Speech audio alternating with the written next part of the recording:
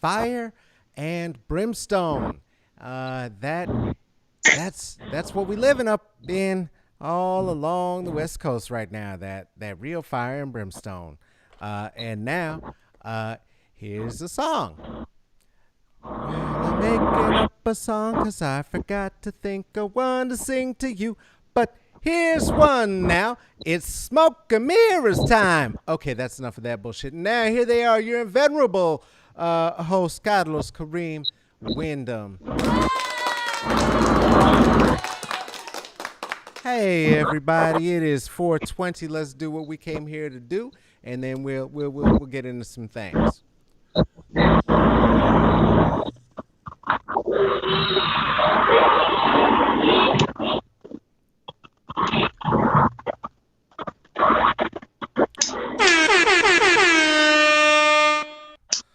Okay, dokie. So first things first, I'm going to acknowledge that it right now sounds a little bit like I'm next to a racetrack, and I want you to just deal with it, and we'll get into why that noise is happening today.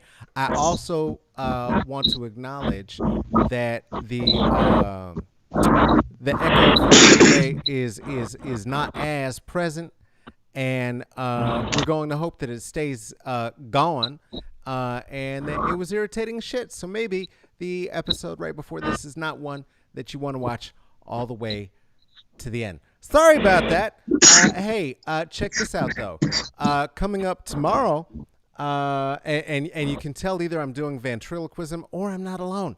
Coming up tomorrow, I'm going to be here with DJ Tres Manos, and DJ Tres Manos is globally recognized DJ of electronic dance music, EDM. I remembered what it was the other day. I said I couldn't remember. I said EMT and all sorts of things, and none of those were correct.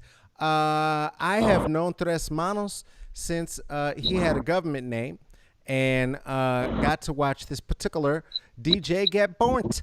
And so I am very much looking forward to that conversation. And then coming up on Thursday, September the 10th, September the 1 oath, I will be here with Esperanza Turvalon Garrett. Esperanza Turvalon Garrett, who is the founder and CEO of Dancing Hearts Consulting, and we're going to be talking about the power of black women in the body politic. We are going to be talking about why you better fill out your census. We're running out of time, childrens, and why we need you to vote. You ain't got to vote that enthusiastically, but enthusiastically enough that you get your bummy friend up off the couch to come and vote too. Because we're going to need everybody vote. We're going to need everybody vote. That's just what it's going to be. I know you're ready. It's going to be beautiful. We're going to do it together. And that's about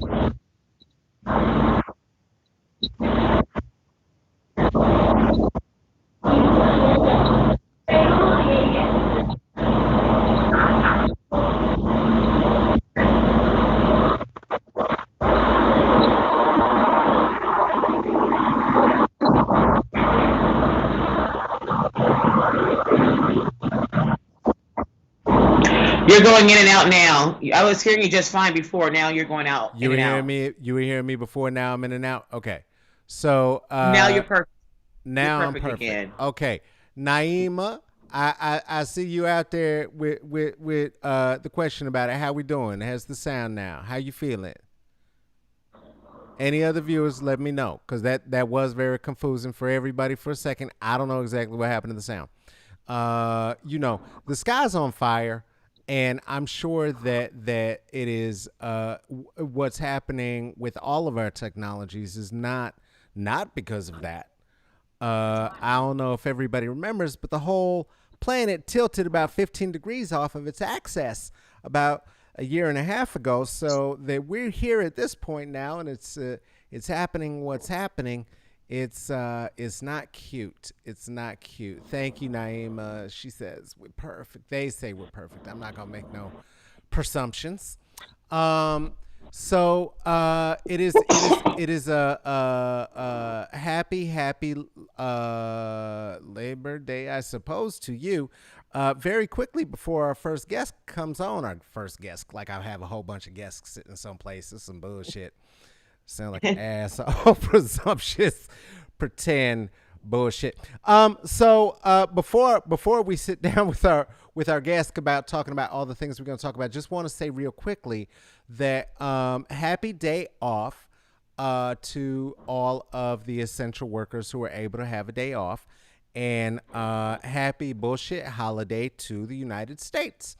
Labor Day is fake workers day, and it's a fake workers day that conservative president Grover Cleveland really pushed because folks were celebrating May the 1st, which is actually International Workers Day. International Workers Day, and there was a thought in the conservative government at the time that if we actually celebrated May the 1st, that folks might correlate it with the Haymarket activities and the uprisings that were happening of the day, and that we might not be conservative enough. And so, if you are actually celebrating formally Labor Day, you are celebrating a day that was founded by the Knights of Labor. So do with that what you will. And with that, I would like to welcome under the philosopher's tree my guest. This is somebody who I've had the privilege of knowing personally for going on about a year. Who we will talk about how I first encountered them a bit, and while it was certainly interpersonal, it was not personal. Um, and so we're going to get into that a little bit, and then we're going to get into a lot of what they've been doing. This is somebody who is defined as the first woman comic, black woman comic, to come out of Portland, Oregon, which I want to say is wonderful for them, and not a celebration of Portland. Also, is somebody who has many different businesses, a business and a nonprofit, both of which we're going to talk about very deeply. Who is on the front lines in everything that she does, and I am pleased to say is increasingly becoming a personal friend of mine. Please welcome beneath the philosopher's tree, comedian Rissa Riss. Riss, come on back. Thank you for having me so much. I appreciate being on the show. How are you doing today? I'm doing very well. How you doing? I am well, thank you. Good, good. Can you do me a favor? Can you tilt your camera back just there? Boom, boom. You right there. You right there. Okay. You right there. Looking good. Okay. Looking good. If you got to lean in because we get into it, I'm gonna do it too. You know, it's Right. not That's even a problem. It ain't even a problem because we might get into some shit. that's the best choice. How you holding up today? How is today? How is Today today? is Let's start well. there. We woke up a little late. We got in last night. My aunt, I have a fabulous aunt, and she had a drive-in movie last night. So she put up the Okay. movie projector outside in the front yard, put a screen up, and we all social distanced in the front yard and had our popcorn and drinks and water, and we Yes. just played and had so much fun last night till probably about 1 o'clock. So we got Come up a on. little late this morning, and we're just slowly but surely. But I'm glad we did, because all this, the fires and the winds and the Woo! extra whatnots. Woo! I'm like, okay, I don't think we're gonna have any plans this evening. Mm-mm. I saw. I was looking at Twitter, and I saw Jesse Thorne had literally been frying an egg on a pan on his Oh, doorstep this morning, and I looked at where my producer and partner is living at in Oakland, and the Smokes family. It's not even a joke. And I was sitting here feeling all spoiled because I was out yesterday too for the first time in 6 months. Do you feel me? And was doing a social distance porch concert. Wasn't nobody near me. I wasn't near nobody. Masks everywhere. I was like, oh, this is what I'm talking about. 20 people. I'm like, yep, that's it. And the sky looks beautiful, and it literally turned orange like 2 hours ago. I was like, oh, okay. Oh, so we gonna do this. We gonna do this fall for real. This ain't gonna we gonna have no cute little summer. yeah, and it kind of takes me back to, I believe it was maybe 3 years ago Mm-hmm. in 2017, when there was the kids, the white kids had burnt down the forest with the fireworks and had burnt down all the gorge and everything, and the fire was coming. So Mm-hmm. it's absolutely insane. But it's unfortunately what happens This ain't each different. year. You know what this is now, though. Part of this is some white people doing one of their ridiculous gender reveal parties, and they Oh had an yeah, explosive, right? and it created. Was that in Fresno? I think that one was in Fresno. Yeah, that one was in Fresno. Okay, put some smokes out in Pendleton as well. Mm-hmm. I mean, I have family down in Fresno, and they're not the brightest people.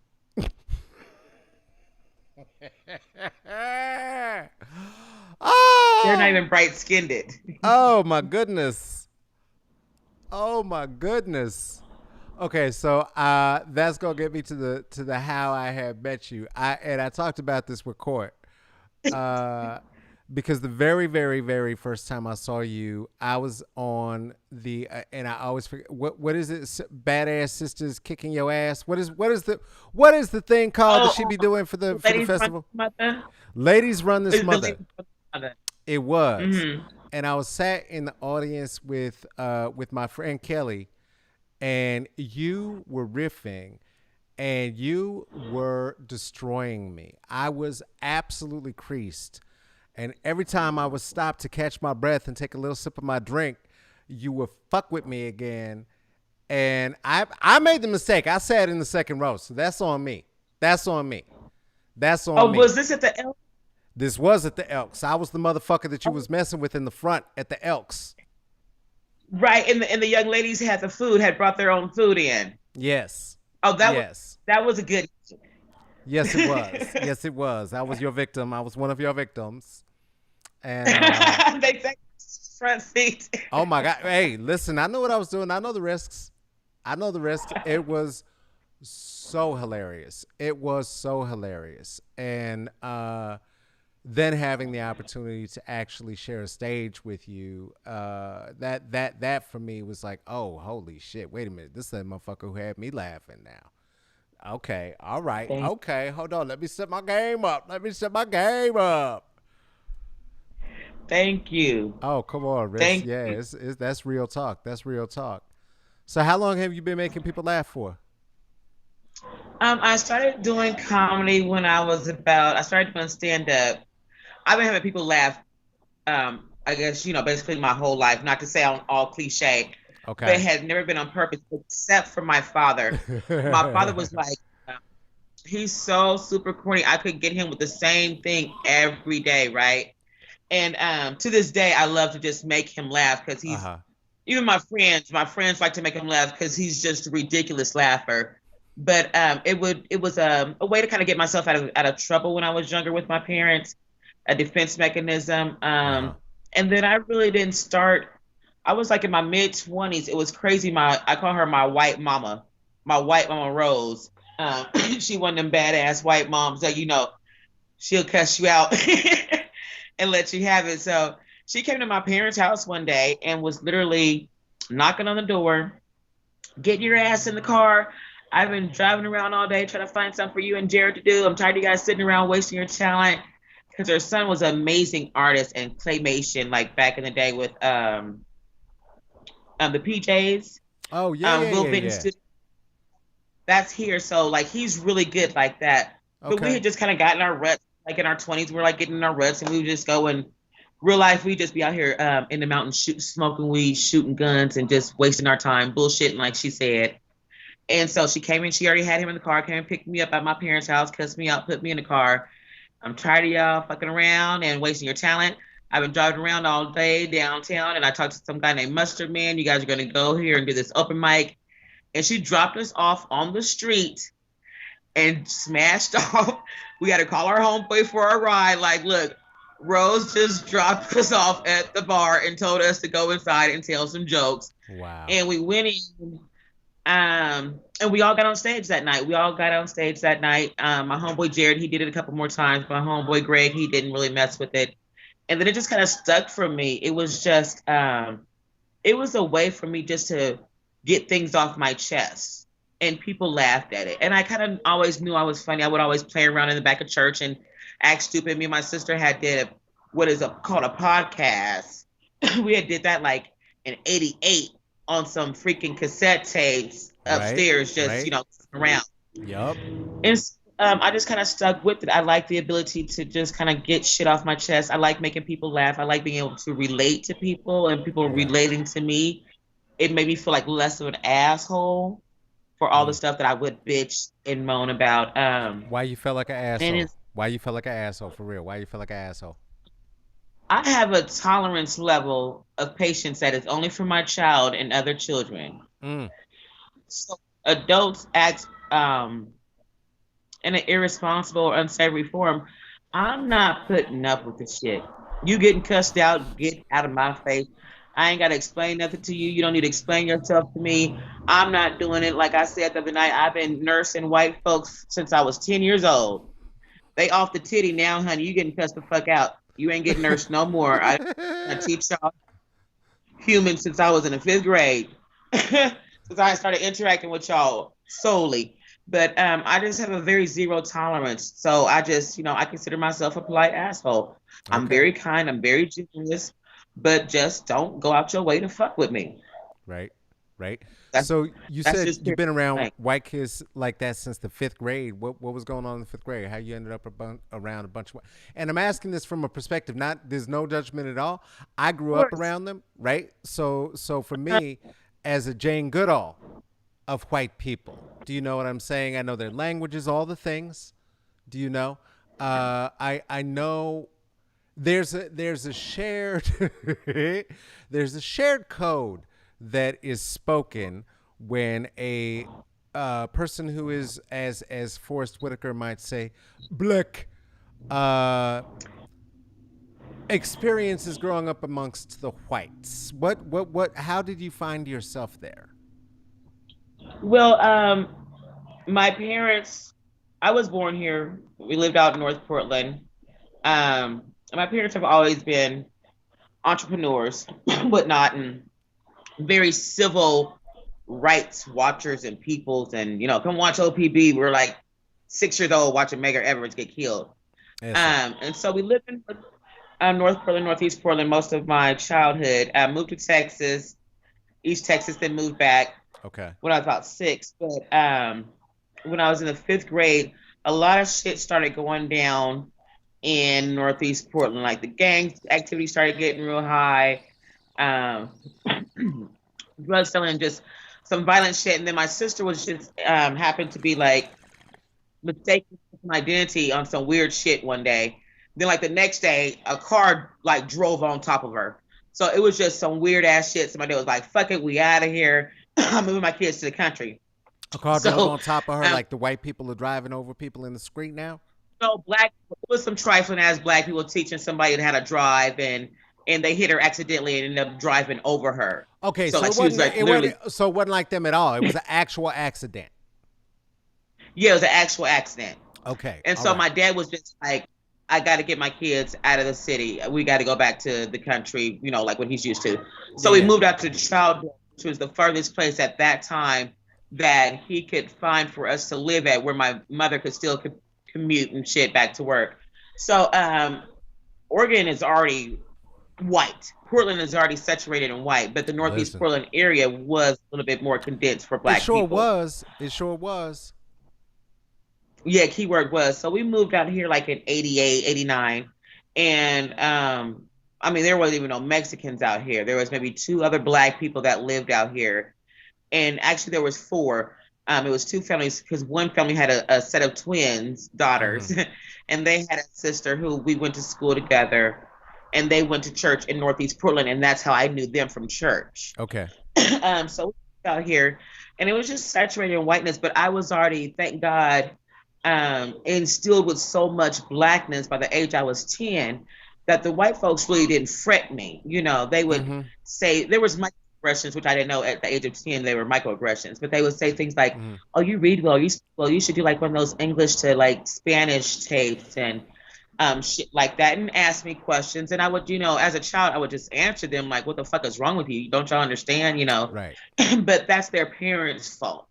I fault the children for not knowing. It's their parents' fault for not Right. teaching and not having them engage with other people that did not look like them, Mm. which is something I'm still explaining to white people to this day. Like, but now I'm snappy with it. Like, you don't have your children engaging with other races. Like, why is your child sit up here staring at me and my child? Mm. Have your child engage with other races. You know what I'm saying? I ain't got time for that shit. Go somewhere and download some Nickelodeon, some That's Dr. right. McStuffins or some shit. That's Come on what you now. do with your damn kids. And so now, 30 years later, when white people are with their microaggressions and saying things, I nip it in the bud immediately, as effectively and as loud and as angrily as possible. I Go love it. home, cry yourself to sleep, and think about what the fuck just happened.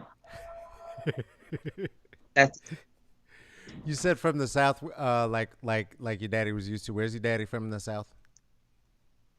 my dad's from East Texas, Palestine, Texas. Okay, so he's from Um, Palestine.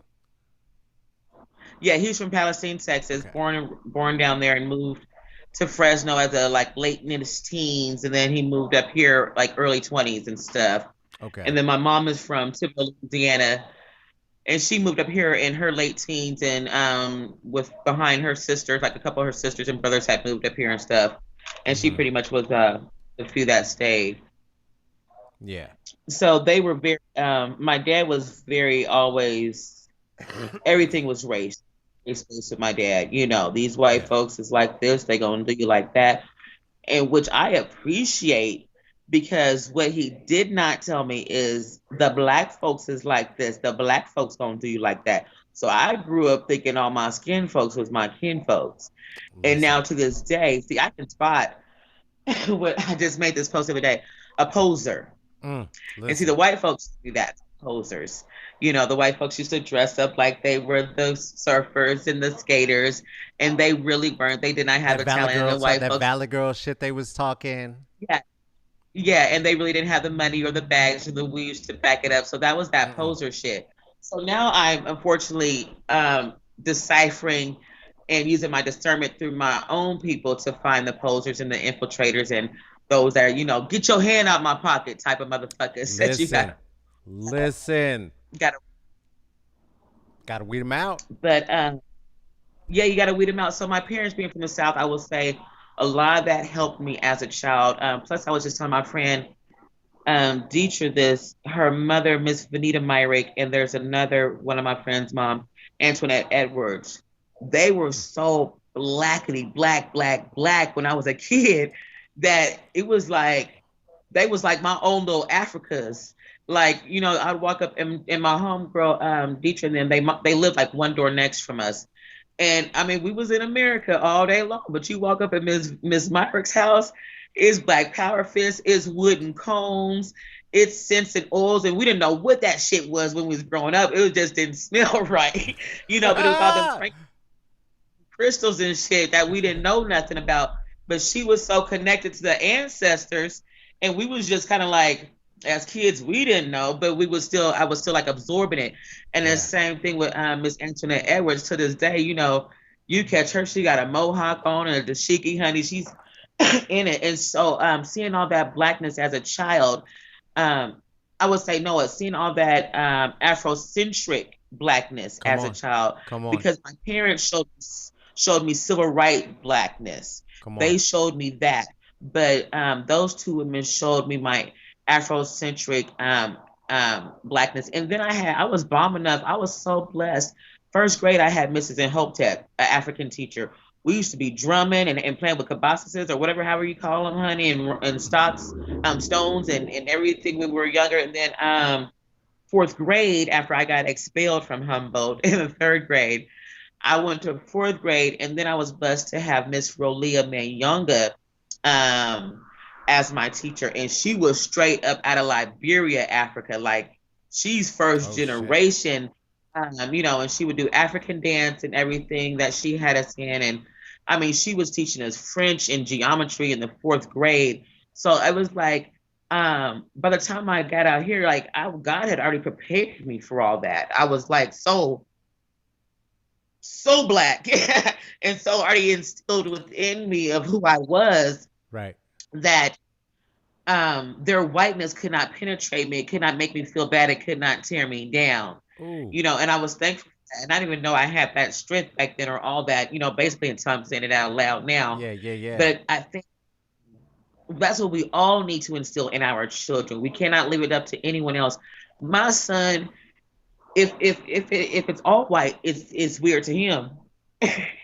If too many white people on a show, you know, it's just odd. Or if it's too many white people on a in a cartoon or on a shirt or in a game or on a picture that he sees, if it's not no Yeah. representation, he's not interested. He flips through it.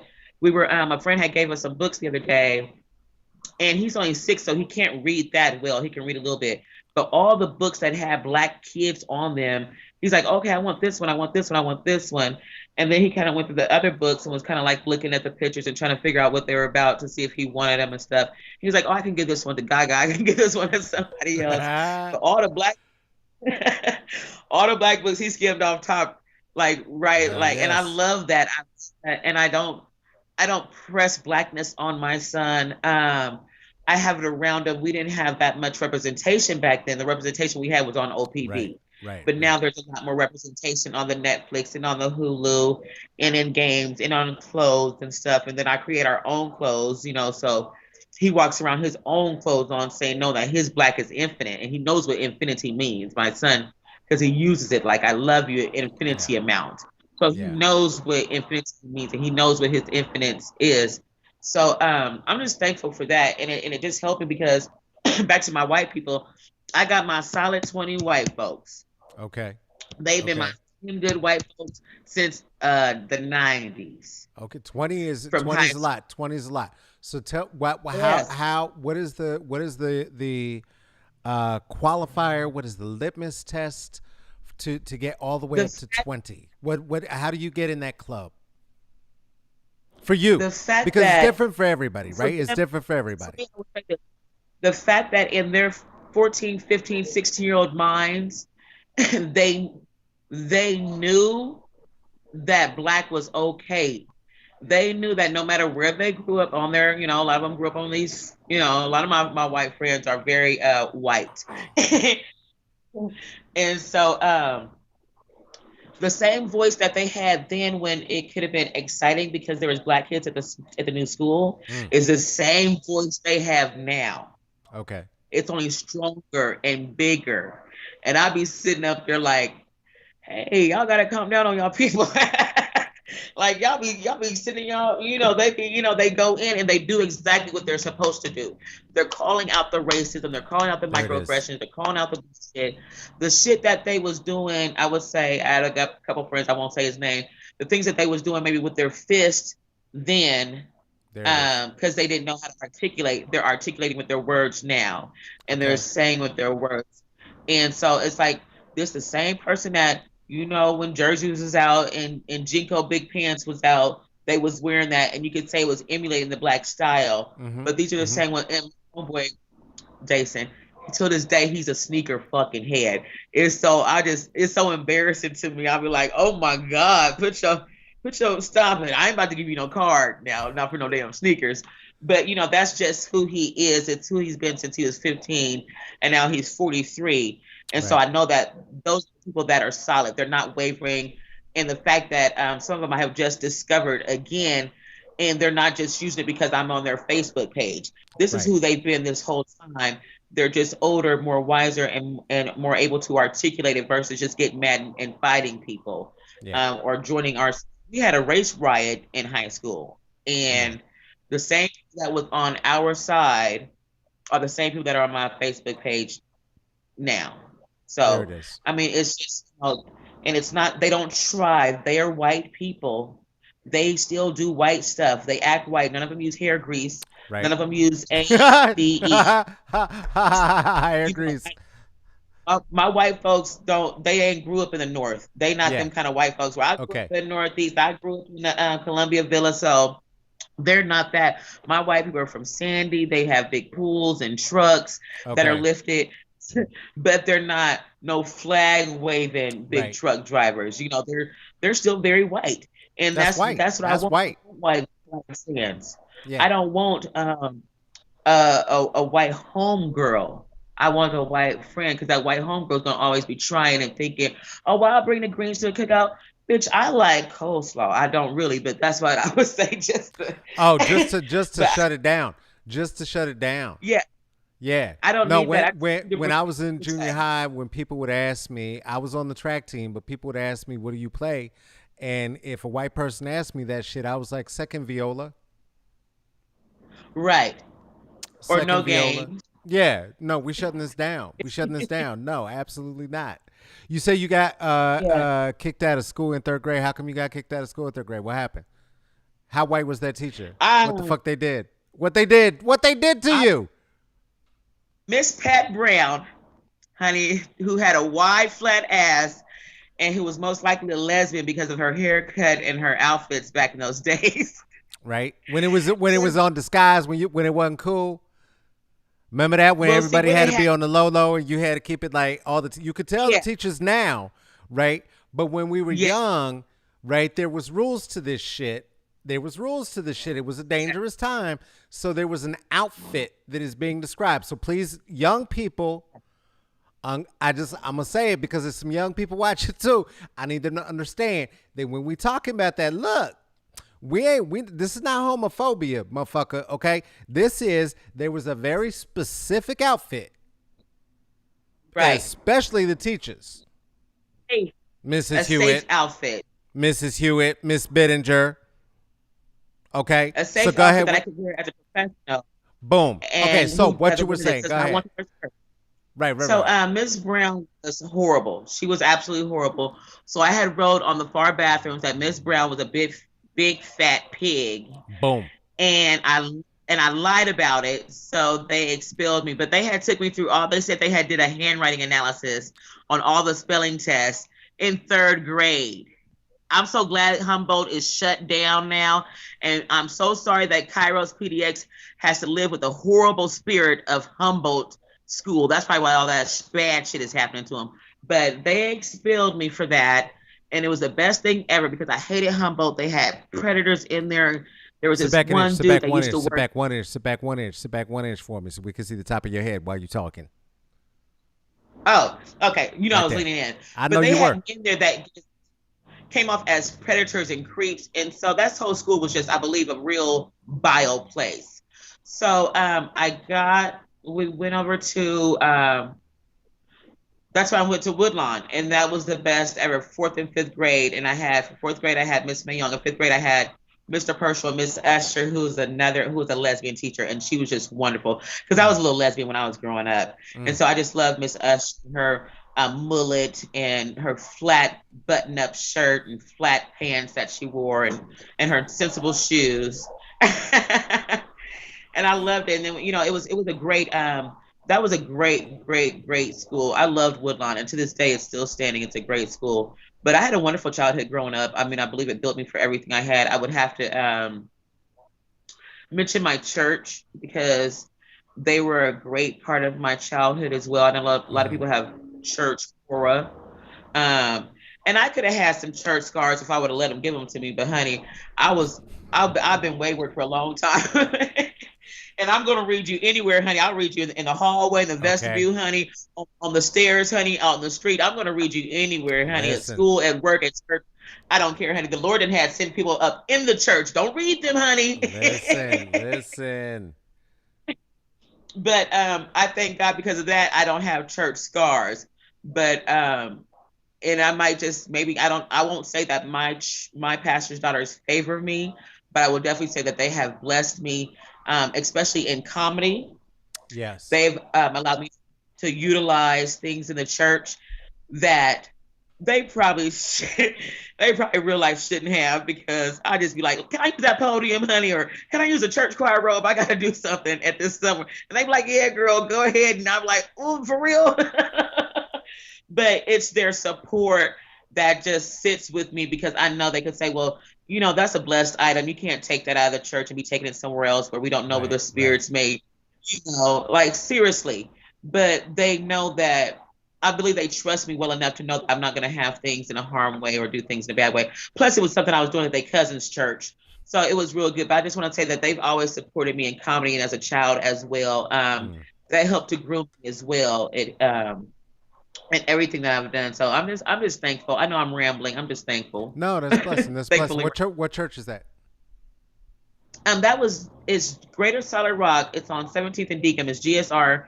And they also have operated a child care out of there since one of my nephew's like 26 or 27. So for probably about 30 years they've been doing Mm. child care in the community, and they are one of the most affordable child care places. They do a lot of things with the kids as far as taking them to the park, letting them play. They're very fun Okay. people already. They're always very fun and creative people, so they always make sure the kids have fun and do creative stuff and things like that. And they do a lot of community involvement.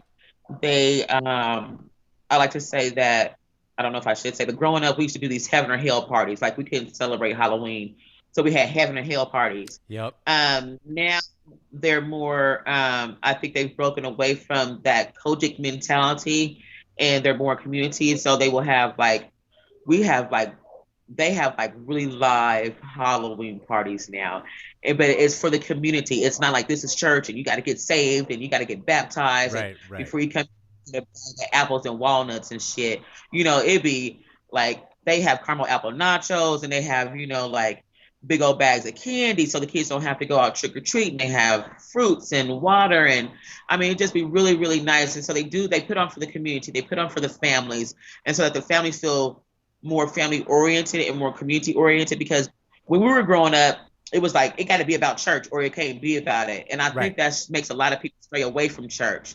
It's Yeah. like, let me get comfortable first. Like, let me see what y'all got for the kids first. And I like that there's a couple pastors that have left at our church that do things like that that I will associate with. Although I personally don't go to church on Sundays, I've had enough. I got Bible apps. I got Bibles. I got prayer. I got Palo Santo sticks. I got marijuana. I got a kid that's walking through my house with water and just playing around. But Yeah. I have a spirituality now that I'm able to delve into where I don't have to go into a physical location with other Right. spirits and other people that I may Right. not want to maintain my spirit around because I have that issue where I know you Yeah. and I can't have you up over praying me. My friends will always say, "Why don't you have so and so pray for you?" Or Why do you go over here and only have this person pray for you?" I've Yeah. always had a spirit of discernment and didn't know it. But if I know how you living, you don't get to put your seven demons on top of Listen. my seven demons. Listen. That's There not fair. there may or may not allegedly be a reverend from a certain church where a child grew up who may or may not have been multiple times known to be coming from behind the curtain at the video store. And if Yeah. you're of an age, you know what that means. Right. And it's not that that's where they hide the best movies. Do you know what I'm saying? That's not what's happening there. Though he may have suggested that that's what was there to my brother-in-law, allegedly. So, no, I hear you. I hear you. I love the culture of church. I'm very much for it.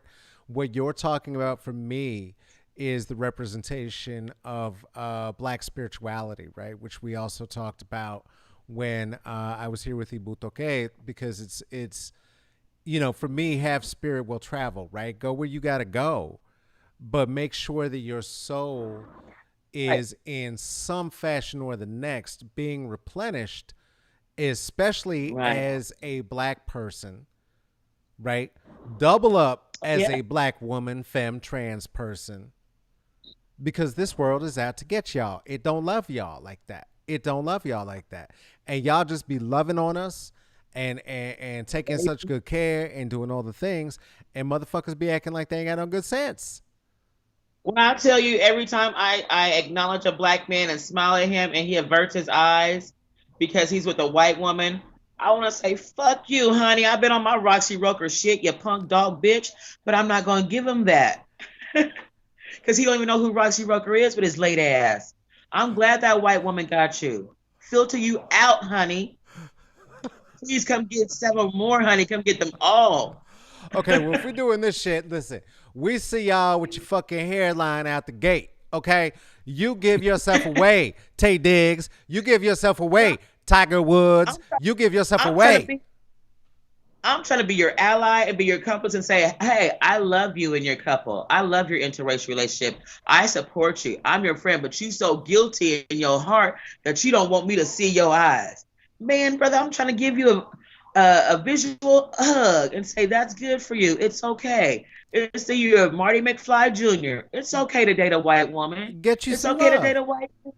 Get you some Yeah, love. If that's your love, get that love. That ain't for if you could be a everybody. blurred with her, better than you could be a blurred with me, go be a blurred with her so you can If be happy and free. and listen, and that's not a judgment in and of itself, because look, No, it's a we have we if you get your politic correct, we have room for the Frederick Douglasses in this. I'm telling hello. truth. I'm telling truth and shaming the devil, motherfucker. Frederick Douglass liked him some white girls. Why not? You know what I mean? Why not? We got room. And We got room. But you better be about some tackling white supremacy and destroying that motherfucker. Otherwise, we ain't on the same team. We ain't about the same dream. right, You know what I mean? right. It can't be no fetish fucking. Listen, listen. Don't be looking at me like you embarrassed that I'm on the streets. How you gonna be embarrassed about me? Fuck you.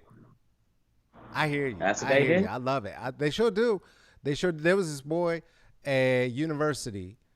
I'm not gonna say boy. That's horrible. I apologize right now. Everything in my soul wanted to go there so hard. I want to go there so hard. Woo. This feller. Okay.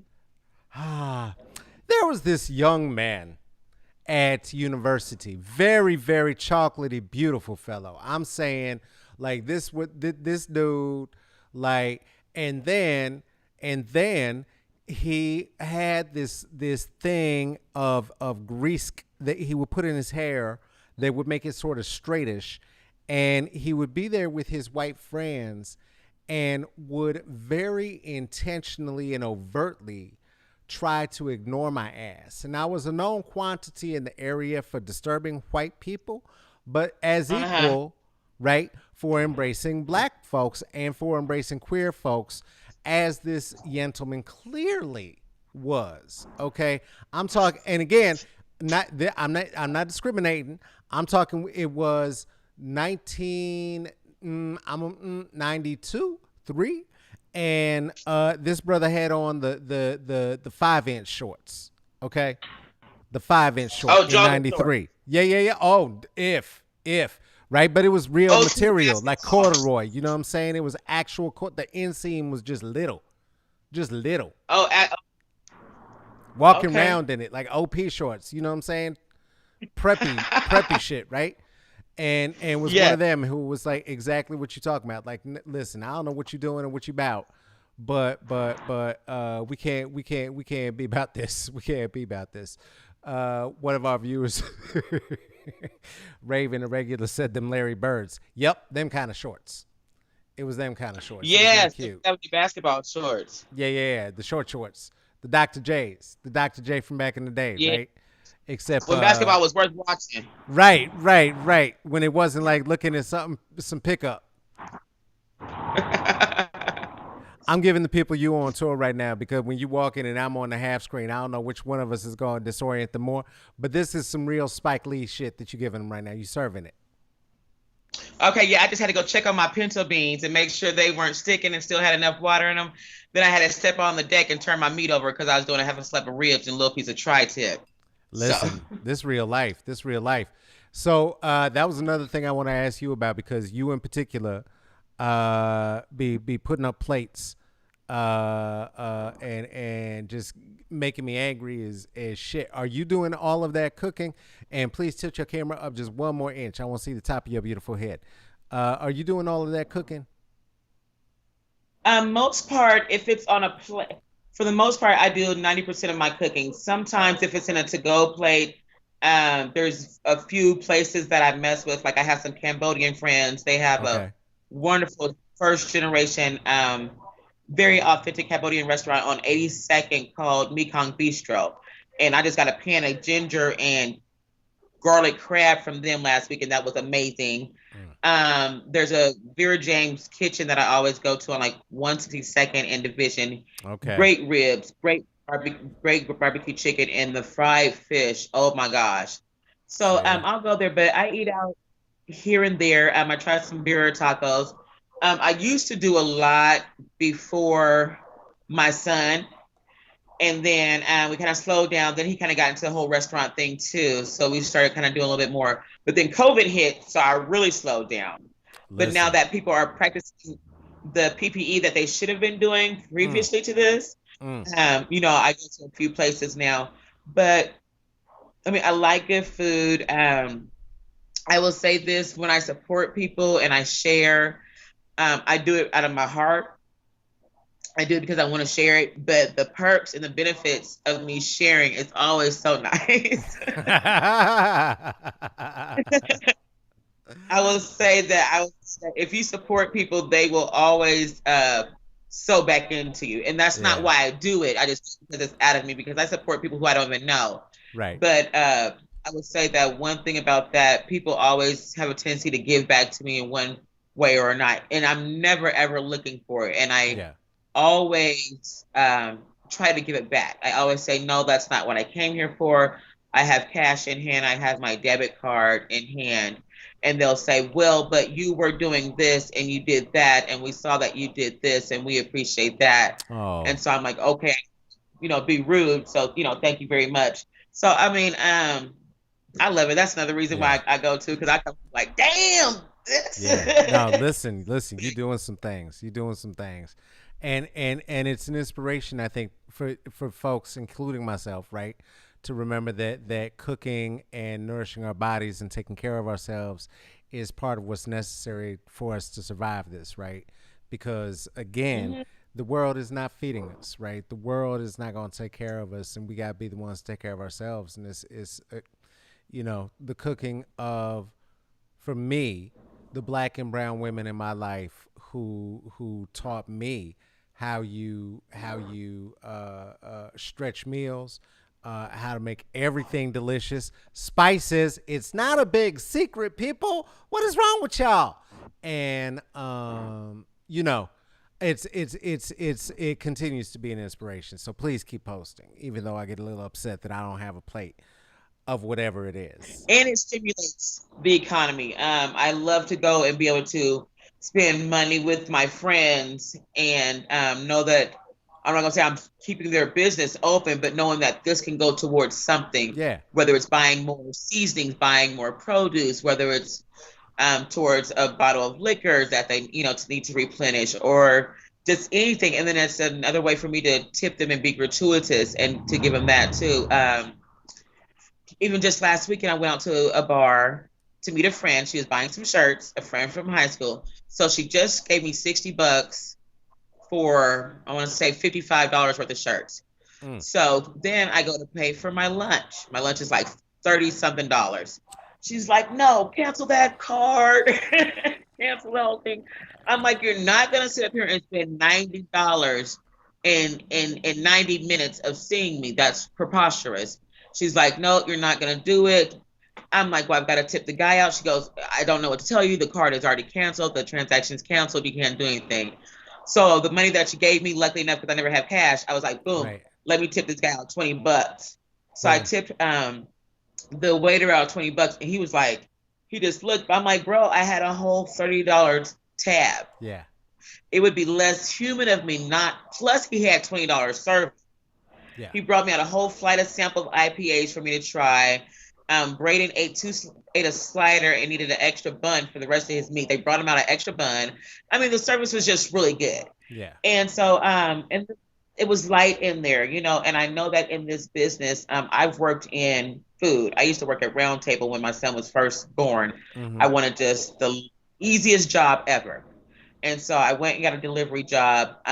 Didn't have to do a UA. Didn't have to prove too much. Just was like in and there and out part time. And the tips paid me better than the hourly wage. Mm-hmm. It was absolutely preposterous how much people tipped. And I've gotten tipped in comedy before I even, you know, I was like one of the first people to start passing around a tip jar, and people would be like flabbergasted, like, "Oh my God, how could you do that?" Bitch, I grew up in church, honey. We pass around tip jars 3 times a day. Pass the plate. Pass the Like plate. normal for me. Yeah. But Yeah. the tips would provide such a lifestyle for me. So I always tip. I always over tip. I plus I have a child with me, so I'm going to always over tip if you work well. Good. Now, Good. if you don't, you're shitty. Then I'm going to tip you a note. Say, Right. get it together, honey. You could have had $20. See. See. Could went got you a bag of weed. Speaking of tipping, tip your But camera back just an inch, just an inch. We need to see the top of your oh, head, girl. Just you whichever, know I get whatever. into it. Listen, I know you do. I know you do. You just You know it's how so many much times I've black heard. beauty.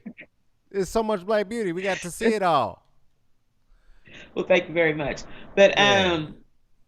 yes, I employ people to do that because it does stimulate the economy. And restaurant business is very hard to operate. It's Yeah. very expensive. I operated a restaurant. I went from having like we did like a day at a couple fairs, and then the money went well, and everybody was really excited about it. So we started doing like a pop up. Like this was, oh God, my nephew's like 16. So this is about 16 years ago, before there was food carts and these food stuff. Okay. We had a canopy, and we had a grill, and we had a table to cut some meat up on. And Mm-hmm. we had a cooler to keep some potato salad in, and that was it. Boom, bam, bing. Hello, this is fair food. We ain't doing all that. There it And is. so me and my boozy ass, I was like, well, I need running water, and I need this and that. So my dad ended up renting a restaurant, which was a classic staple until they tore it down, which was the Burger Barn from his construction homie. They was giving us a magnificent deal. I can't even say on live how much we was paying for rent.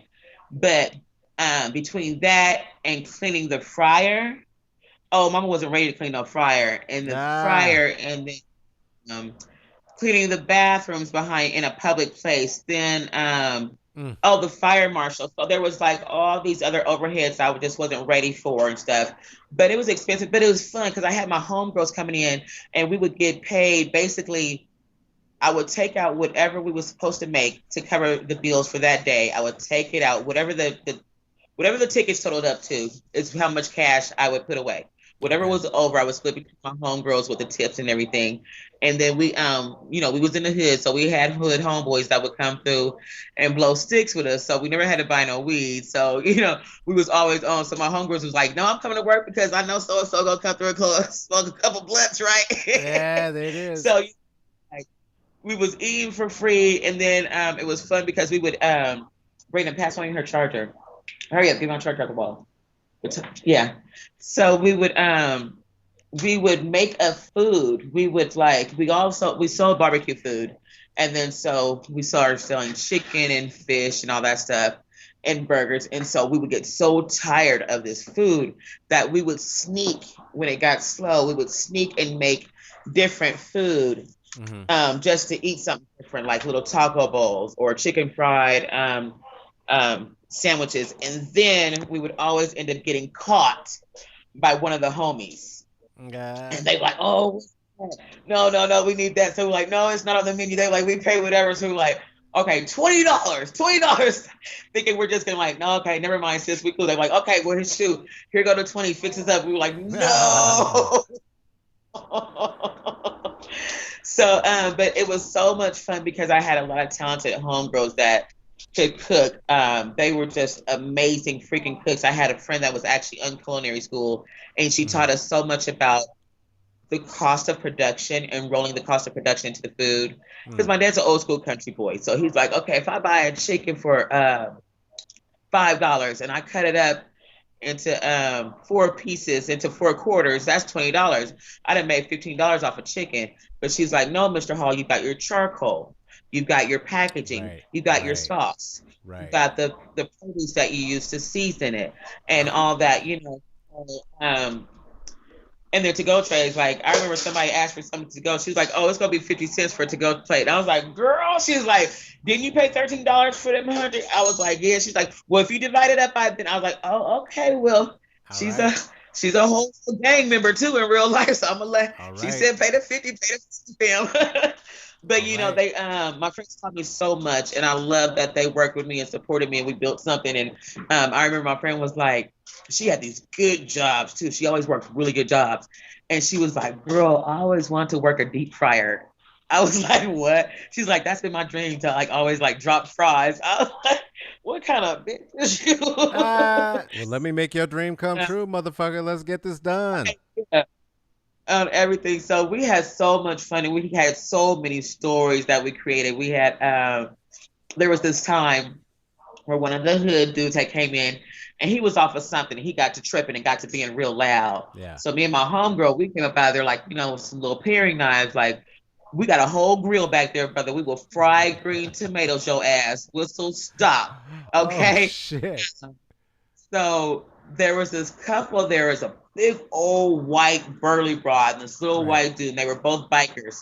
And so they got up and they was like, "Do you want us to lock the door?" And we were like, "Oh, okay." And so as soon as he heard that, he left. And then the next day he came back and apologized with some flowers.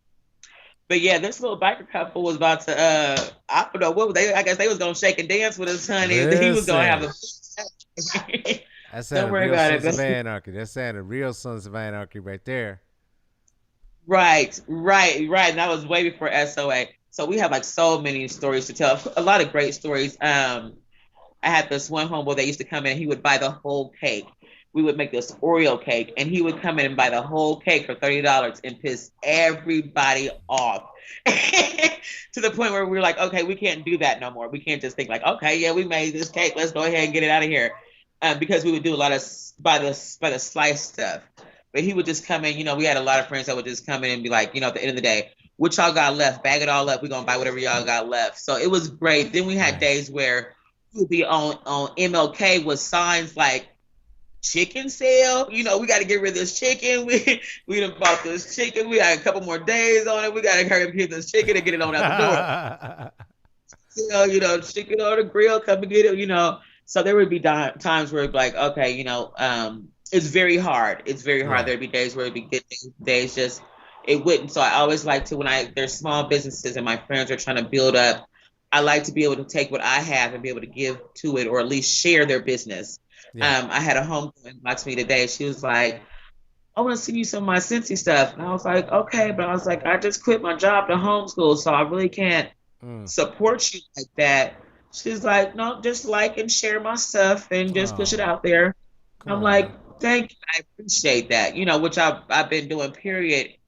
But it's nice to have that blessing and that good karma come back around and just kind of feed into it because I like smell goods, Yeah. and I didn't buy a dozen candles from this local company called KMD Candles, and Hmm. I have all these candles I haven't even burnt yet, and I love candles and things like that. So I'm like, thank you, universe, for sending me something I don't have to go out Ashe. and buy. Yeah. Yeah, Ashe. So Especially right now. Especially right now. I mean, it's a crazy time.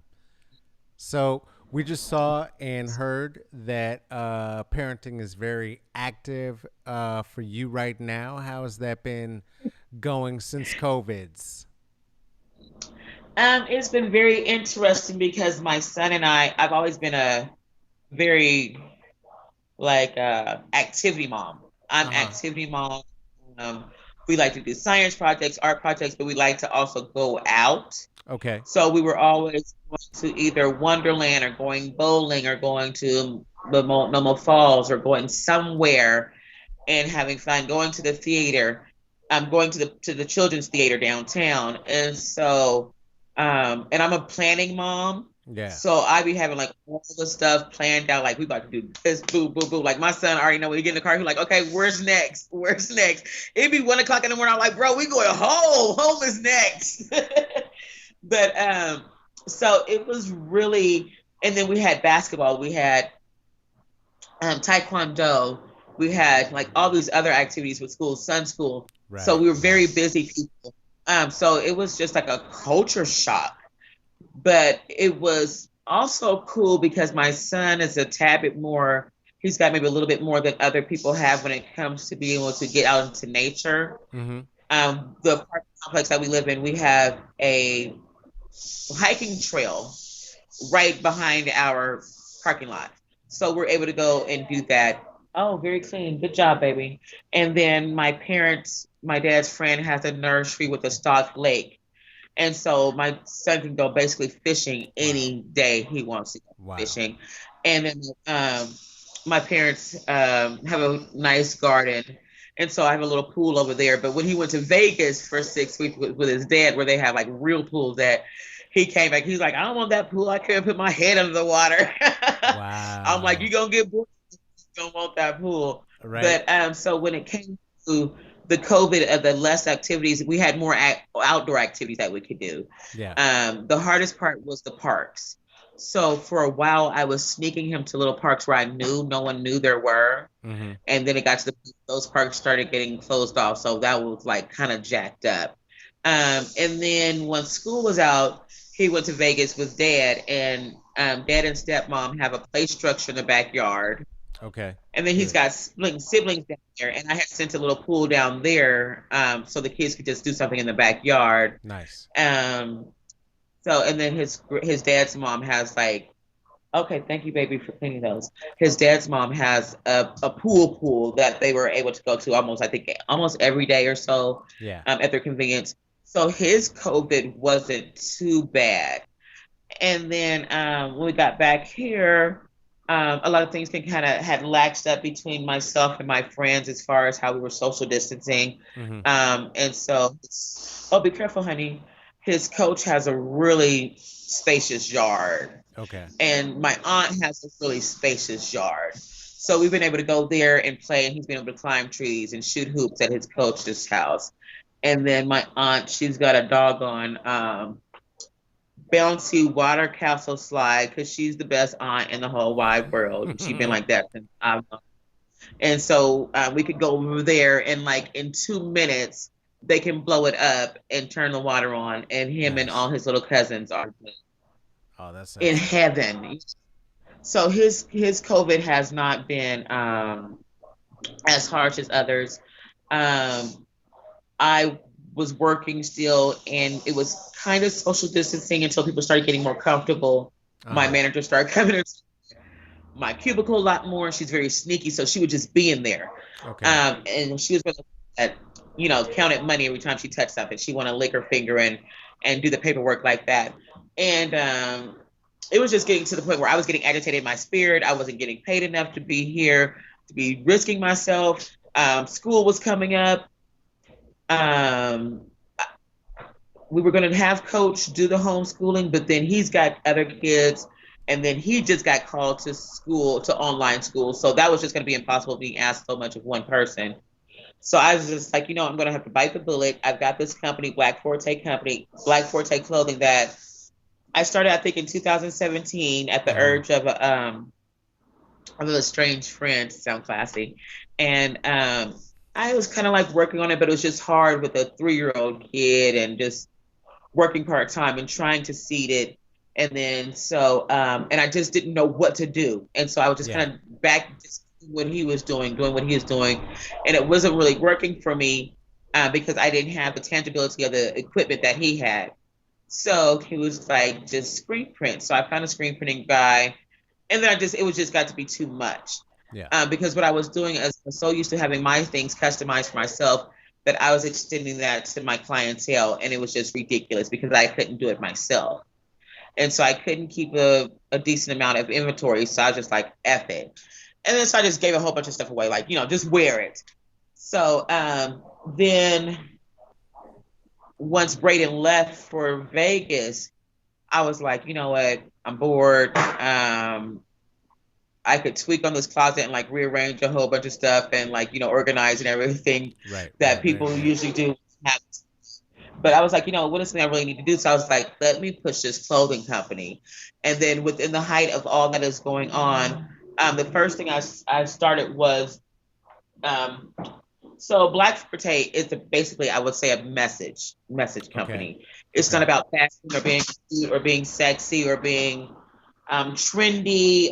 It's not a thrill. It's not for anyone in particular besides people who have messages and want to say something. So I call them soapbox tees.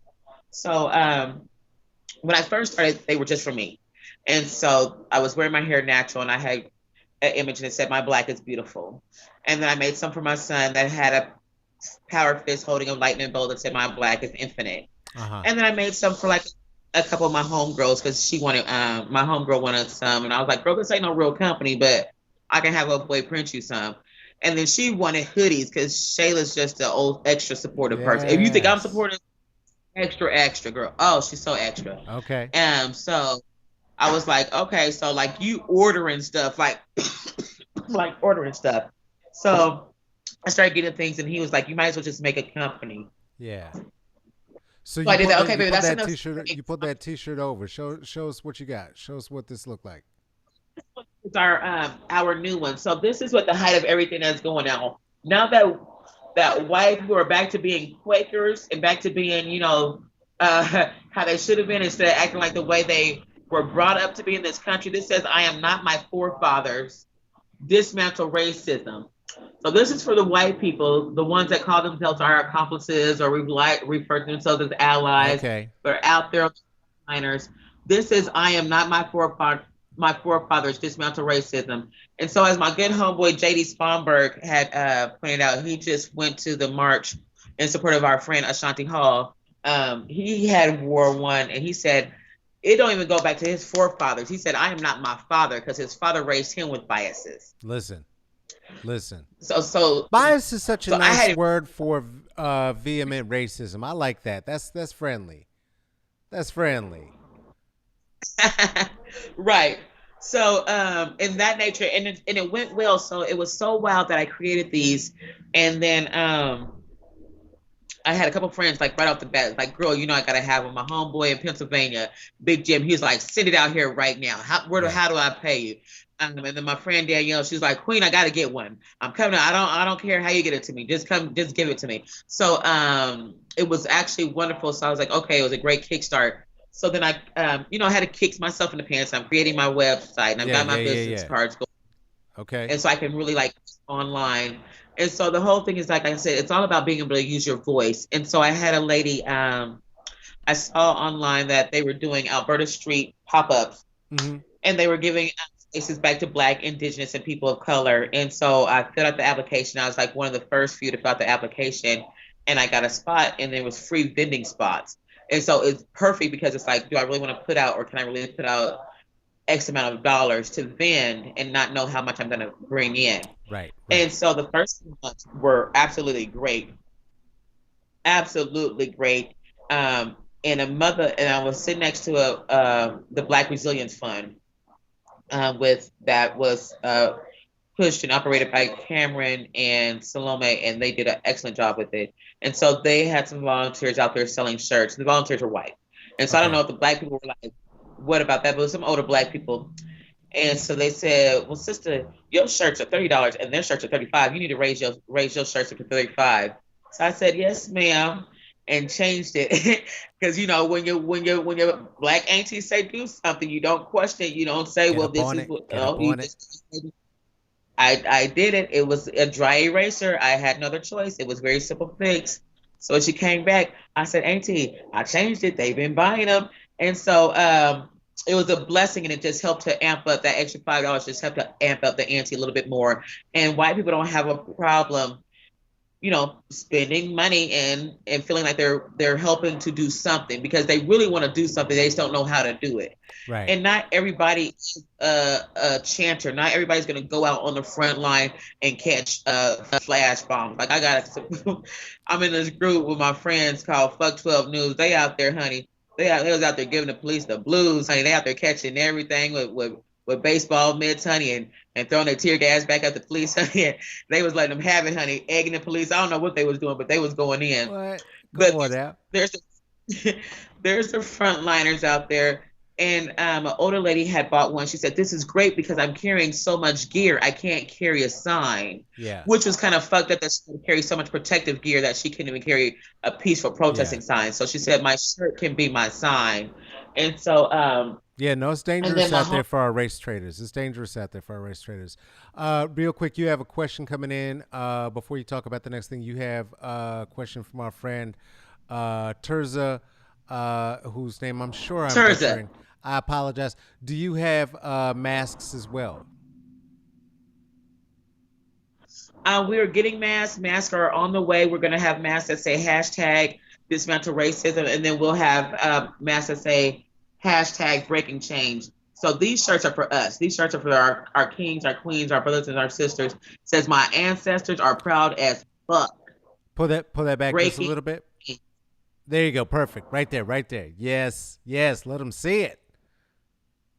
We could freeze frame that. We're gonna put that. We're gonna put that right in the community page along with the link. That's beautiful. Okay, talk to So we us. have these. So we will have that say breaking chains, and then also dismantle racism. And then for our kids, we have just hashtag dismantle racism because I don't want nobody approaching a child all extra talking about what do you mean you're not your forefathers. And then for our little girls and boys, so for our girls, we are revamping my Black is Beautiful tees. So we have my Black is Beautiful tees with our Afro puff, Come on and now. so they're prepackaged. I didn't really want to take it out because it's white in my hands. I've been smoking.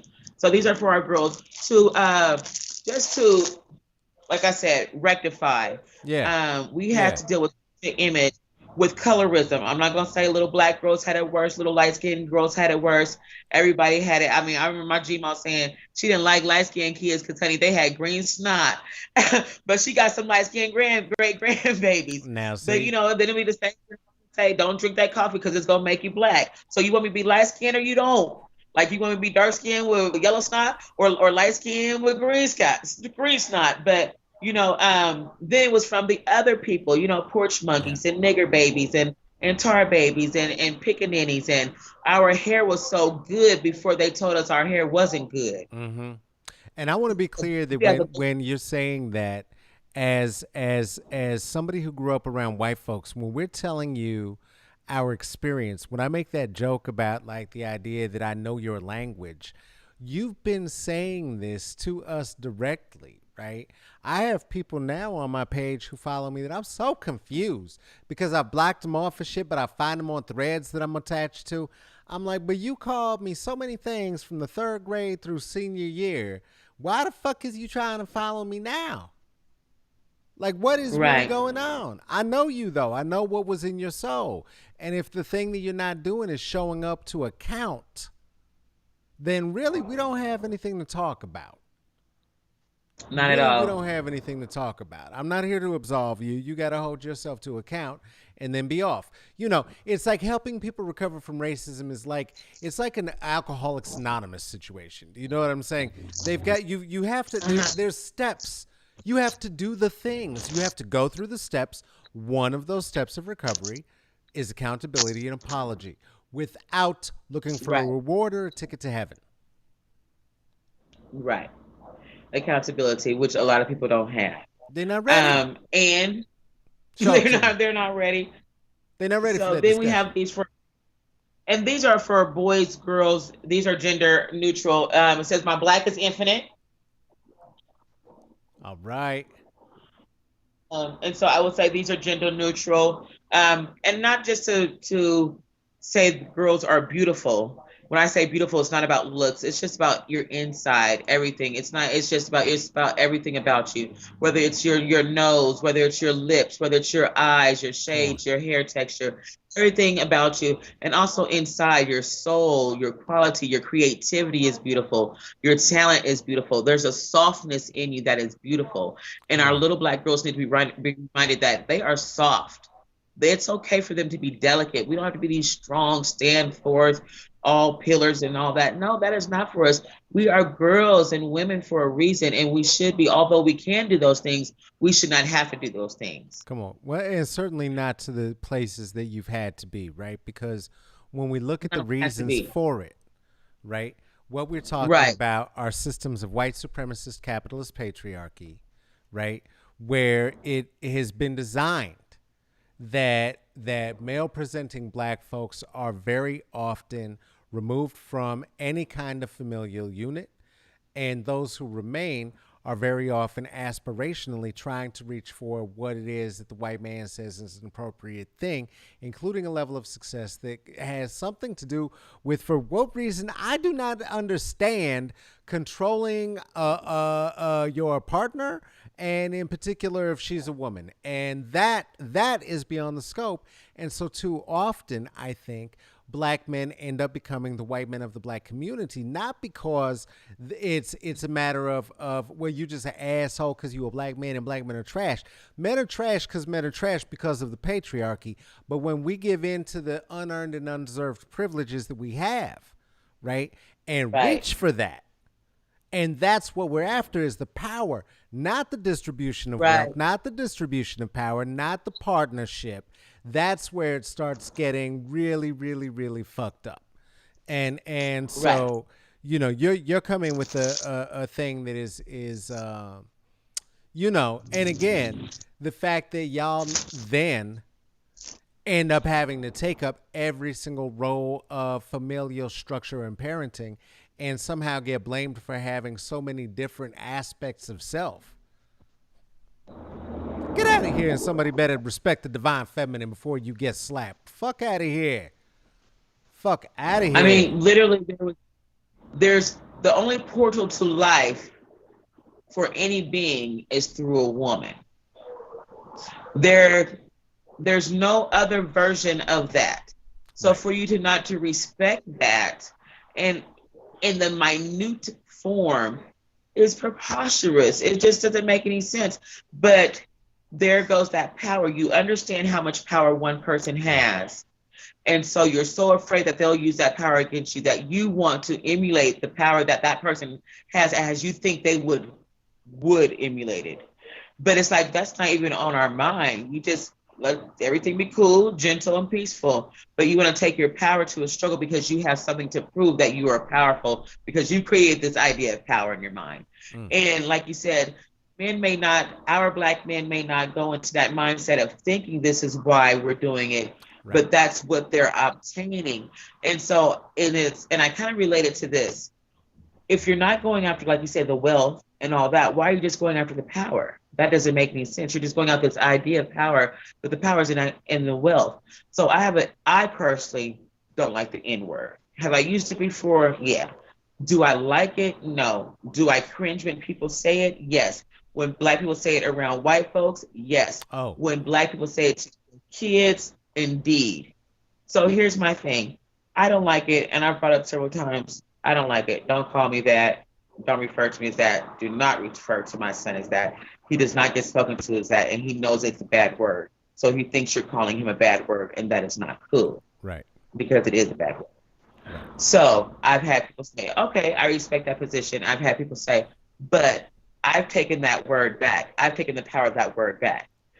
But here's my thing. Why have you not taken any land back or your ancestral name back? Well. Why have you not taken back your native language? Why would you Well. take back a racial slur that was never meant for any good just because you want to be comfortable in your own ignorance?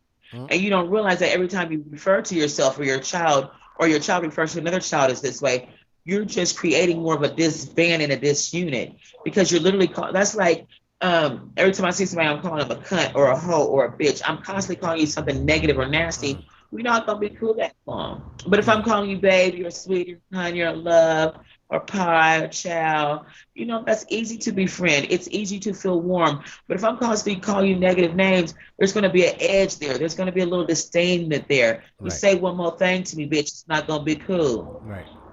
That brings forth the attitude there, and people don't understand that. And I'm just so confused. Why would you take that back versus going to find out what your native language was? I Right. have friends that are first generation Angolian, and sometimes they sit around and speak to each other. And me and my homeboy I'll look at their brother-in-law, and their brother-in-law, he's fair-skinned and he's mixed, I think. And he like, ooh, they're racist. Because Yeah. we can't understand what y'all saying. But that's not their fault. It could be our fault because maybe we should go and do some DNA searching, some ancestry searching, and see what our native language is, and learn it. Because I told my homeboys, I said, I'm gonna learn some of Yoruba, cuss y'all out. It was like we don't even speak Yoruba, we speak something else. I was like, well, I'm gonna find out where I'm from. Right, right, right. We're I'm gonna gonna figure find it my out. I'm gonna find your language. But I said, well, fuck, I'm just gonna learn some pidgin to cuss you out. We all understand pidgin, no matter where you're Yeah. from on the continent of Africa. But that's something that I think we should be trying to take back versus a racial slur that it's just not pretty. It's Yeah. nothing nice about it. It's not cool. And when you know where it's derived from and what it means, years ago I had did a joke about if we would just do with the N word the way we would do with cigarettes and other things and just wean people off. And if we Mm, gave people the word slave use instead of the N word and be like, what up, my slave? Oh, them J's is live, my slave. Them true religions, mm, my slave. Okay, my slave, look at them J's, my slave. What is them retros? Okay, my slave, you looking good. Is you really gonna greet your brethren like that? hmm. Is that how you're really going to greet your brethren, with that same reminder of what they were of their most diminished time in their ancestors' life? That's how you're going to greet your brother, and that's how you're going to greet kids. I'm no philosopher, although I'm under the philosopher's tree. Hey I'm now. no educator. You know what I'm saying? I'm no therapist. I'm no award winner. I'm no novel reading, or writing woman. I've written a couple children's books, and I've been mentioned in a couple urban fiction books. But I'm not trying to portray, or like my homeboy said, on my high horse, because I expect, Black women to be respected. But I mean, maybe it's because I'm a mom or whatever. Maybe because I'm 43 and I'm in my 40s, but I just find it to be distasteful. Maybe it's because my parents made me watch so much OPB and I Mm, saw Medgar Evers get killed like 6 times that I just think it's disgusting. Maybe it's because I saw Black men have whelps on their back. And maybe because I saw Black children being hung up and strung up while little white kids and white men were laughing about it. And I just think it's disgusting. Or maybe because I actually have read about history and know about the nigger babies that they use for bait, or know about nigger hunting licenses and slave patrols, that I'm a little bit more offended by it than you are, because maybe you're not that knowledgeable, and I'm not gonna shut you down. I'm not no hotel extra woke ass Kemet bitch that's gonna shut you down for what you don't know. But I just can't fuck with you until you can understand that, because I can't have you fucking with my spirit because of your lack of knowledge. And if you like the N word, if it gives you power, great. Go do that. Go be somewhere else with that. But I just don't want to hear it. I don't want to hear it. I don't want to hear kike. I don't want to hear chink. I don't want to hear wop. I don't want to hear Guido. I don't want to hear spick. I called some white broads in my job out the other day because they said Guido. I said, you can't say Guido at work. You can't, no, I said, you can't say that at work. Oh, it just means, no, it means a dumb Italian. Just yeah. like you can't say nothing about no dumb Polish people. Right, right, right. There's another way. I'm sure he has a name, or you could just say dummy, or you could say a silly guy. Yeah. You know what I'm saying? You could say Jim from Dumb and Dumber, but you don't say that, Fuck because boy. if you're saying that, Fuck what else? boy works. Suck boy, You know what I mean? sucker, whatever. There's People just language. get so. It's language, and if it's offensive to someone, then be it. But I just say, if you're gonna take the power back in some way, take back your native language, because nothing makes white people more uncomfortable than when someone is speaking their native language that is not English. You Listen. speak anything else around a white person, ooh, they gonna get frigid and nervous, honey. They don't know what you're saying. They don't know what you're plotting. All you talking about is dipping your chuckles and some goddamn consomme, honey, and they over there frigid and fretting, calling Uh, ice. sure do. I just wanted to. Them Karens be calling ice on anything. I'm like, listen, Donald Trump don't like it. To me, that's something to mean out the gate, double down. Double down. Double down. He don't Double like down. critical race theory. He made it very clear. Get you a book. Come on, let's get on it. Come on, let's get up in it. Let's get up in it. Who want to get down? I'm here to tell you. I'll teach it for you. I don't give a shit. Let's get in it. You know. Listen. Once Knowledge is. somebody, go ahead. Say what you're saying. I said knowledge is power. That's it. Knowledge is power. That's it. And can lead to freedom. Can also lead to being held in captivity and tortured for some very long period of time. We're just hoping it doesn't go that way. Please go vote. Hey, do you have a website that the people can know about, or is that forthcoming? Yeah, my website. It's under construction. It's called Black Forte Clothing, and black is spelled in the Germanic form, BLAEC. So it's Black Forte Clothing. Forte strength, black strength is what it's all about. All And right. if you Google us, we're on Facebook, we're on Instagram. Okay. So I don't know if that is a. There it is, right there. Yes, indeed. And we're So gonna make sure that we put that up all the BLAEC. places. Absolutely. Yes, Absolutely. Facebook and Instagram for right now. And then as soon as that actually gets up and running, I'll send you a link over. But thank you so much. Oh, absolutely. Come on now. And that's part of what I for me, I need people to understand in terms of a lot of these conversations is that real comedians, real artists have day jobs. And most of your favorite artists, if they are on any level that is not international, they have a day job. Uh-huh. I'm saying Right. international hita. Understand what I'm saying? You better like you don't see a poster of your friend, they got a day job. Okay? So where that is true and where especially an artist at the level that Rissa is willing to talk to you about what that day job is, patronize the day job. Patronize the day job. You know what I'm saying? Thank you. That ain't nothing. That Yeah, ain't nothing. That takes a level of vulnerability to talk about. thank you. Thank you. Appreciate that. I mean, it does. It takes a lot of vulnerability to do it and to ask for people to come and support, especially what I'm supporting if it's not just cute and fun and funky and something, Yeah. whatever. So it takes a lot to say, hey, I'm going to wear this message, or Yeah. I want my child to wear this message. So I appreciate that. I truly do. We're also going to be offering, we have matching earrings for the girls that are puff earrings and Afro puffs for the girls and women. We also I'm have also accessories going that are to going to be, partake in that. I want to be very clear. I am also going to partake in some of those earrings, just to be clear. or we have earrings for people who are pierced. I do have a friend that wears clip-ons, and you can get your clip-on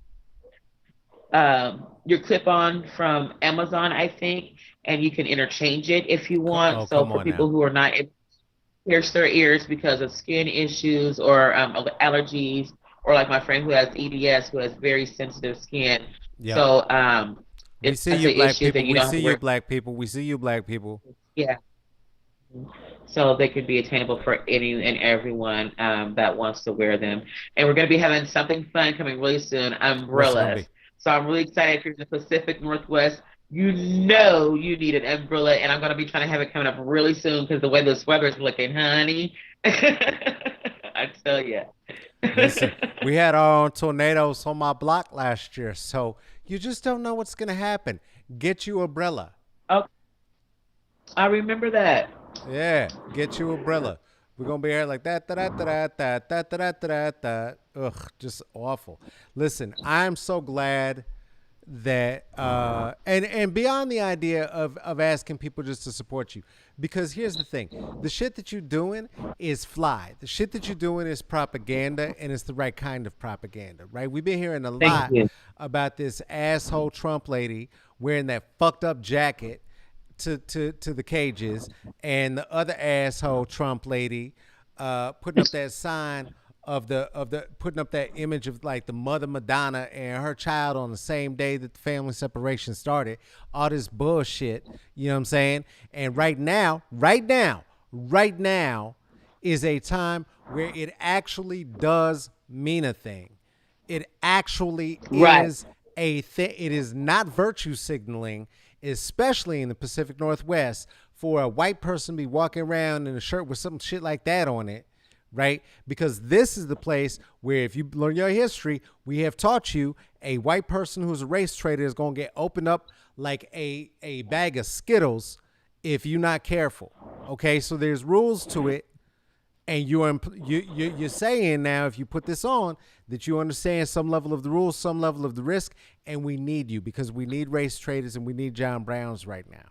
And this is an opportunity for you to Right. get down for real, for real. This is not just about Right.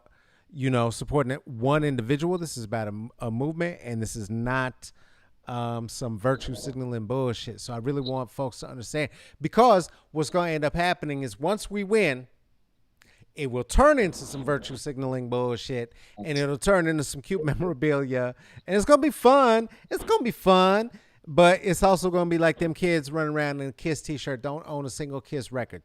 Them little motherfuckers run around in a Tupac t-shirt and don't think Tupac is shit. So do it now when it matters. Do it now when it matters. You know what I'm saying? Right. You're right about that. Listen, We're sick and tired. we sick and tired of being sick and tired. It's long past. It's long past.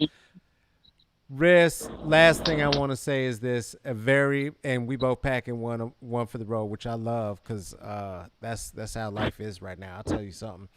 The last time germane to nothing that I was about to say, this whole shit, I'm looking at the sky turn more and more orange out the window right now, and as I'm looking at it, it does remind me of '97 because I remember, or of what was it? Not even '97. It was 4 years ago when the first major fire situation had happened out here since St. Helen, because I was out on a run very early, and at the end of the run, the sun was coming up, and I looked down and I saw my footprints and realized I was not running through a cloud. I was not running through the just what is the Pacific Northwest.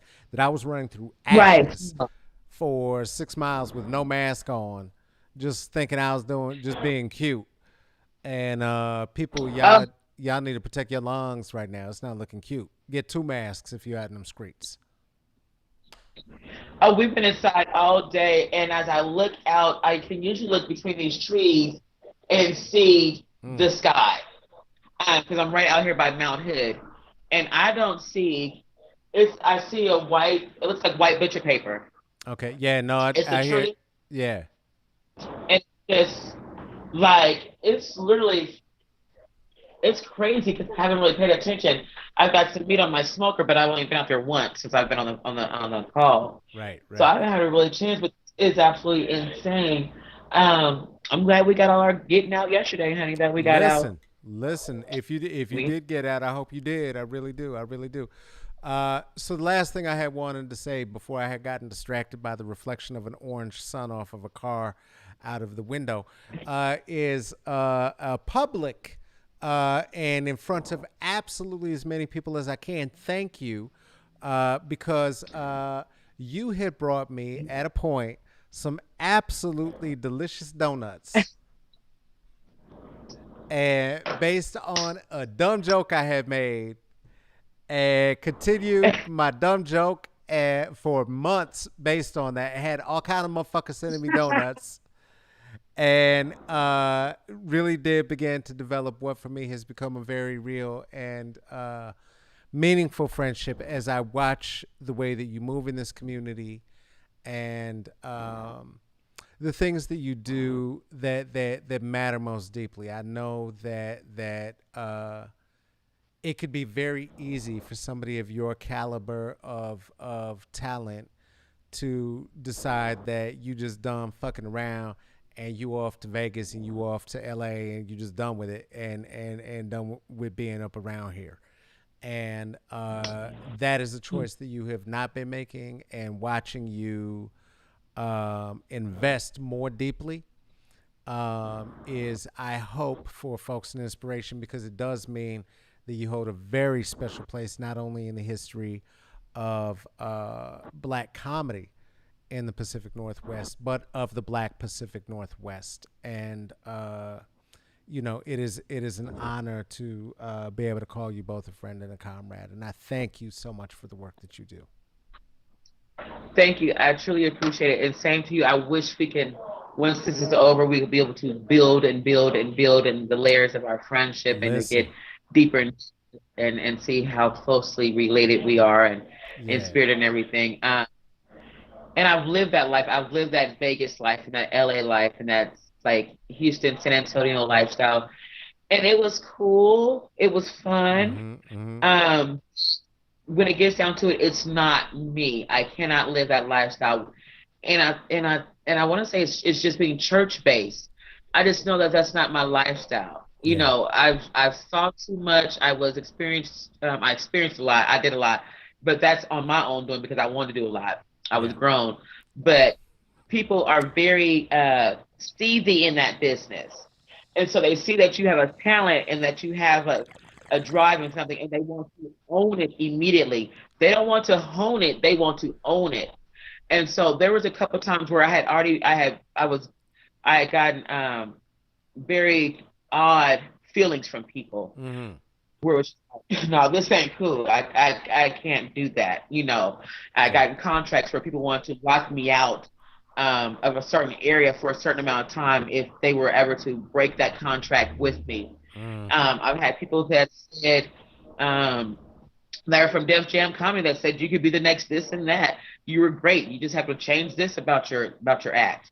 Okay, that's great. Well, I guess I ain't gonna be on Def Jam. mm-hmm, But but it was a lot of stuff where it was just like there was a lot of shit where like, okay, this is cool, this is great. I'm working with Honest John, I'm working with Coco Brown, I'm working with people I've seen on BET Comic View, people I've seen on commercials, people I've seen on Def Jam. I get to work with these people and be shoulder to shoulder with people. I get to work with people that wrote for the Parenthood or work for it was nice. Those experiences are my success stories. yeah, I got to fangirl over Eddie Murphy. My homegirl in LA had to tell me at the comedy shop, not the comedy shop, but the one next door at the Laugh Factory, don't take his water bottle. We're here as comics.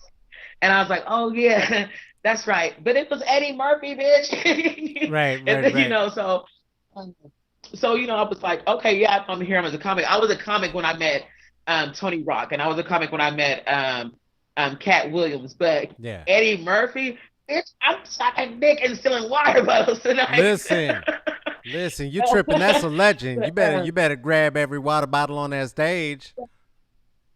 And it was exciting. It was fun, but there is more to that lifestyle Yeah, than me. That would just be one layer of a lifestyle, but that I wanted to live, but that lifestyle would have consumed me as a life. And I had people in my church that supported me heavily. They used to tell me some. I had people in my church that would come to shows all the time. To this day, I have my one friend's mom who still come to all my shows. Like 20 years later, she still come to my shows and be like, I'll be ready to cry. Um, but I've had like super saints be like the super old missionaries be like, the Lord gonna clean your mouth up, or don't you? I had this one saint, she's my prophetess, and I remember her telling me, do not accept drinks as a token of love uh, because them drinks will get you killed, or you'll kill somebody else drinking and driving. And as soon as she said that, the next night I went out and performed, the bartender said, Riss, I got a drink already in here for you. You're not gonna finish that and the other drink. What if I just cash you out? So after that, when people would offer to buy me drinks, I would just have them put it on the tab and bar would start cashing me out. okay, So I know there was like more to that lifestyle than what I was living. So then I started being asked to do gospel shows, and I love that because I love talking about church and the Bible. But I said all that to say this: I'd rather have the lifestyle that I'm living now than a lifestyle that I could have had with sitcoms or comedy shows yeah, or anything. And people might think, oh, what if she's just saying that? But real life, that money is so motherfucking evil and tainted. Those people are so fucking weird Mm. that people will own your talent. They want to own your body. They want to own your mind.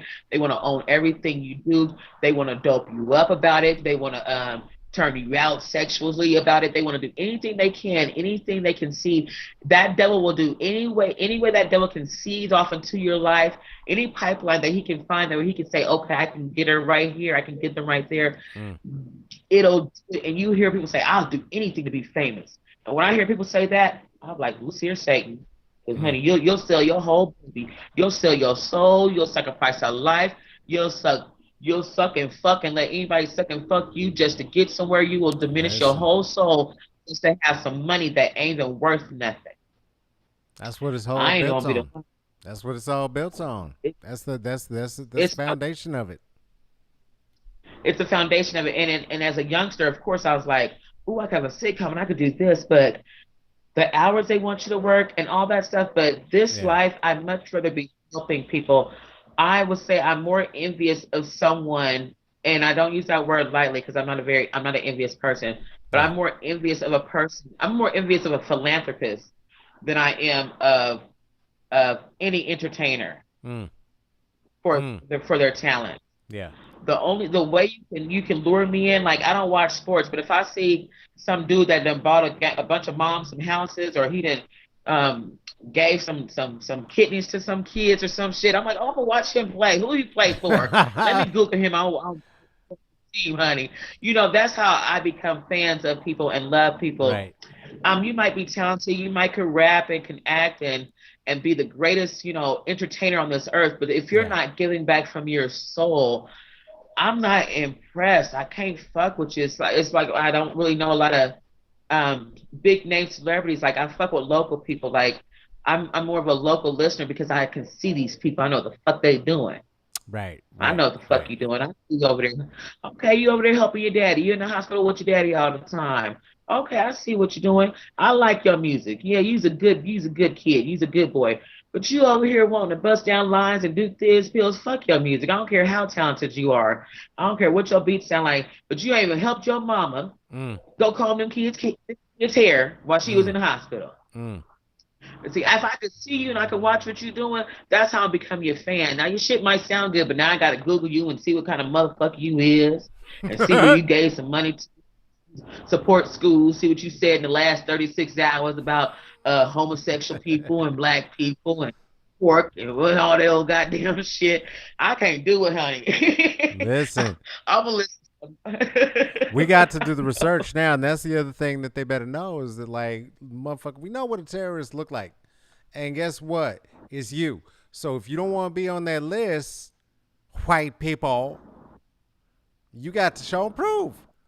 You got to show and prove, and you got to do it out loud, and there ain't nothing else to it. You know what I mean? Ain't nothing else to it at this point, cause it ain't safe. It ain't safe, and it's sisters like this one who's doing everything they can to make these communities a livable place. Thank you. I'm gonna let it be known. Thank I'm gonna you. let it be known as wide and as far as I can. Thank you so much for spending some time under the philosopher's tree. I'm gonna not keep you here forever, ever. You know I can. You know I can. I Uh, We can we're go gonna off do it and keep again. on talking. You know it's true. We're gonna do it again. We can keep talking after I let these other people go in a second too. Where can these people find you on the socials? Where they can see you? Social media, I am on Facebook under my government name, Cerissa Hall. I have a couple pages.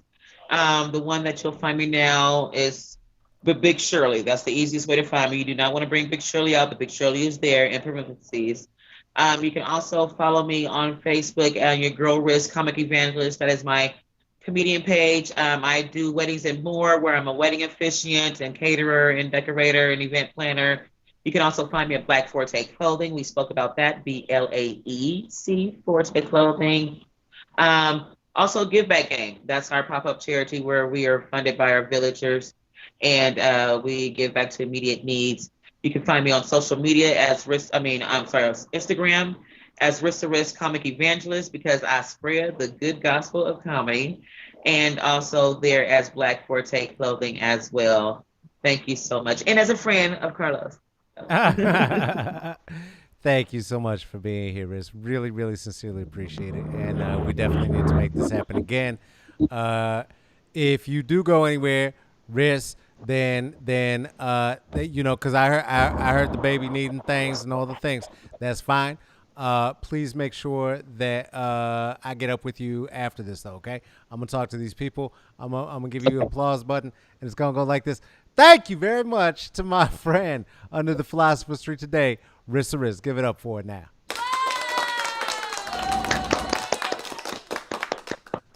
Indeed, indeed. Come on now. The power of black women. Y'all, this has been a thrillingly long one. I only looked up at the clock. I was like, oh shit, look at this. We've been on it. We've been on it. And the reason that we've been on it so much is because you know the ethos that we try to apply is one that was coined for me and in the phraseology that I used by my friend Janicia, who was here last week before last, Tea with Queen and Jay podcast. Pay black women. Pay black women. And so when we have black women's here, we gonna give them some extra time to have some extra words because shut the fuck up. This is their time. And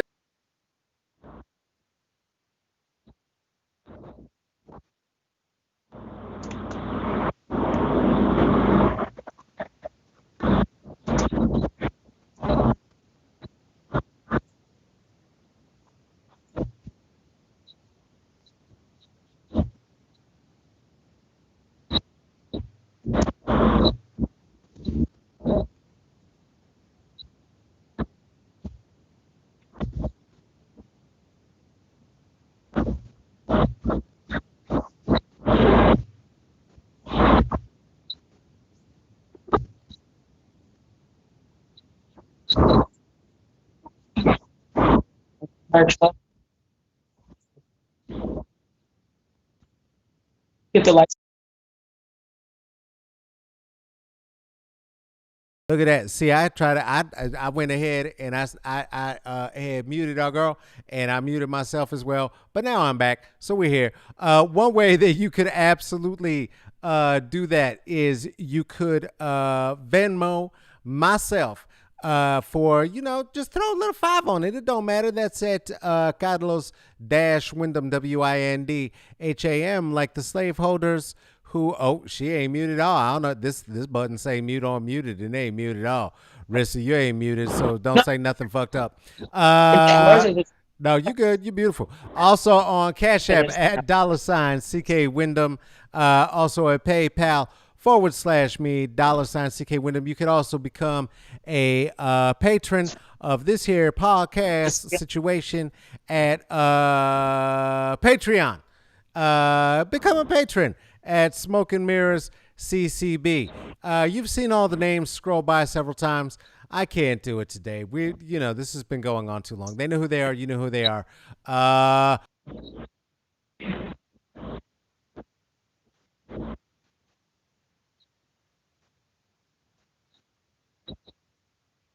Thank you, Cerissa.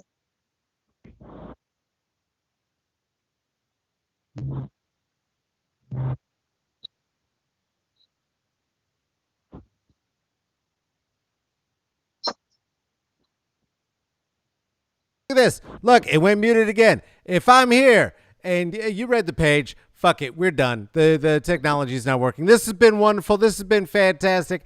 I love you very much. Take care of yourself. Take care of each other. Wash your hands. And if you go outside, for God's sake, wear a mask. And right now, I highly suggest you wear two because the weather looks fucked up. I love you. Okay.